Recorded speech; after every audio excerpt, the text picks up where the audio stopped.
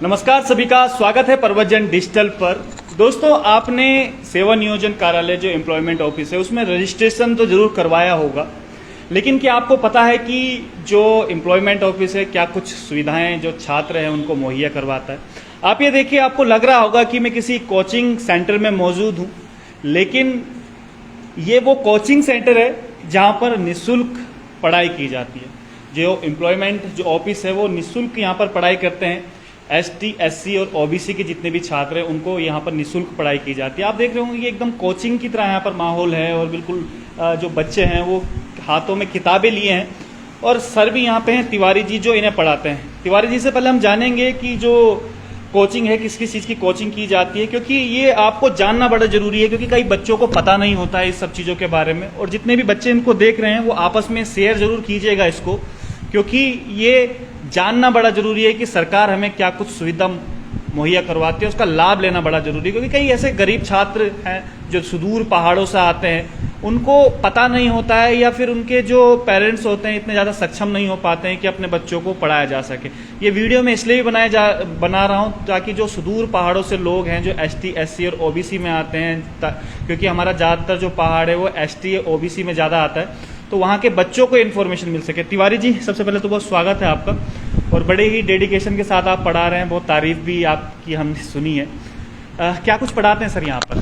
Sir, आपका भी स्वागत है इस प्रवचन समाचार चैनल के बीच में। अपने आप को और अपने छात्रों को पाकर बड़ा हर्षित हूँ कि आपके माध्यम से जो SC, ST और OBC के छात्र हैं, छात्राएं हैं, जिन्होंने इंटरमीडिएट उत्तीर्ण कर लिया है, परंतु उनके सामने नौकरी की दिशा और उसके जो सिचुएशन आगे की होनी है उसको कैसे हम कवर करें अपने लाइफ में, उसके लिए बहुत आवश्यक है। उन बच्चों को हम यहाँ पर SC, ST, OBC के छात्र छात्राओं को, तमाम नवयुवकों को इस बात के लिए तैयार करते हैं कि शासन में ये APS के पद हैं, समीक्षा अधिकारी के पद हैं, कंप्यूटर ऑपरेटर के पद हैं जिसे टंकक कहा जाता है, और तमाम विभागों में जैसे राज्य सरकार के विभिन्न विभागों में हमारे लिपिक वर्ग के, लेखा लिपिक के और आपके ये हमारे ग्राम विकास अधिकारी के तमाम पदों पे जो समय समय पर नियुक्तियां हुई हैं, हमारे कोचिंग के माध्यम से बहुत अच्छे रिजल्ट हमें मिले हैं।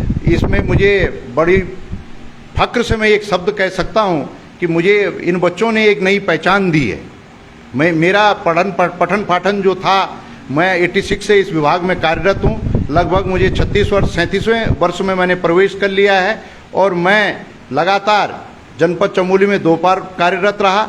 मैंने वहां पर जनपद चमोली के कार्यकाल के दौरान बहुत अच्छा परफॉर्मेंस दिया। राज्यपाल महामहिम जी के कार्यालय में श्री कुंवरलाल कोबियाल मेरा स्टूडेंट है, और शासन में अकील अहमद जो सीनियर वरिष्ठ निजी सचिव हैं वो मेरे विद्यार्थी हैं। श्री राजेश डिप्टी सेक्रेटरी या अंडर सेक्रेटरी के पद पे वो मेरे विद्यार्थी हैं, और संतोष निराला मेरा समीक्षा अधिकारी सचिवालय में कमीशन के माध्यम से चयनित होकर आए हैं, वो मेरे विद्यार्थी हैं। श्री समी टम्टा समीक्षा अधिकारी हैं, ईश्वर की कृपा से 1-2 दिन में DPC होने जा रही है, अब वो अनुभाग अधिकारी बनना चाह रहे हैं, वो मेरे बहुत अच्छे स्टूडेंट हैं। और तमाम आपके विधानसभा के अंदर और माननीय हाईकोर्ट के अंदर हमारे यहाँ के चयनित विद्यार्थी जिन्होंने पठन पाठन हमारे माध्यम से किया है वो लोग बहुत लाभान्वित हैं। जनपद पौड़ी में वरिष्ठ पुलिस अधीक्षक जनपद पौड़ी के जो स्टेनोग्राफर हैं, PS जो हैं,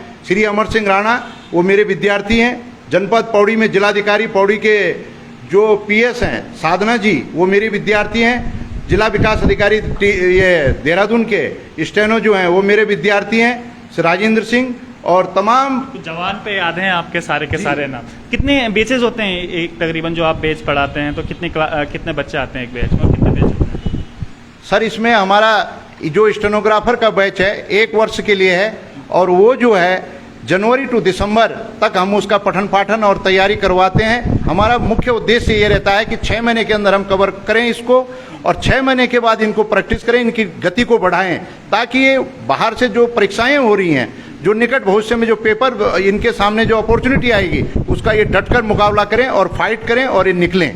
चलो, अच्छी बात है। आप कितनी फ्री में कोचिंग पढ़ रहे हो, बड़ी डेडिकेशन के साथ तिवारी जी हैं जो पढ़ा रहे हैं। मैं आपको दिखा दूं कि ये कोचिंग सेंटर में जिस प्रकार से होता है, पढ़ाया जाता है। ये देखिएगा ब्लैक ये बोर्ड आपको नजर आएंगे और सारी सुविधाएं वो मौजूद हैं। और सबसे अच्छी बात है कि निःशुल्क हैं। टोटल जो है वो 16 इस प्रकार के कोचिंग है। तिवारी सही कह रहा हूँ मैं, 16 कोचिंग है, 16 कोचिंग है पूरे ऑल ओवर उत्तराखंड में। और हर जिले में जहाँ पे आप रजिस्ट्रेशन करवाते हैं वहाँ पर निःशुल्क आपको पढ़ाया जाएगा।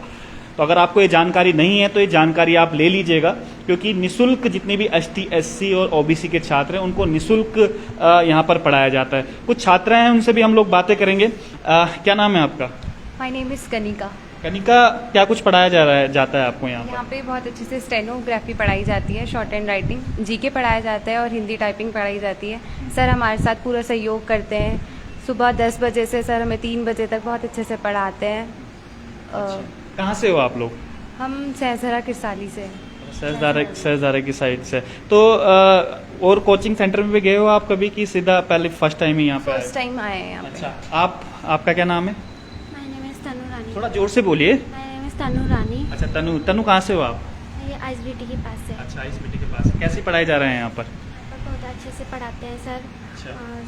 10 बजे से 3 बजे तक पढ़ाते हैं सर, और स्टेनोग्राफी करते हैं और GK भी कराते हैं। और अच्छा, GK वगैरह सब पढ़ाते हैं। एक सर बड़ी तारीफ कर रहे थे एक लड़के की, उससे भी हम लोग बातें करते हैं। क्या दोस्त, क्या नाम है तुम्हारा? आशीष रावत। आशीष रावत। कहाँ से हो रावत? उत्तर काशी से। उत्तर काशी से। अच्छा, क्या कुछ पढ़ाया जाता है यहाँ पर? यहाँ पे स्टेनोग्राफर की शॉर्ट हैंड राइटिंग और GK, साथ में टंकण परीक्षा की टाइपिंग कराई जाती है।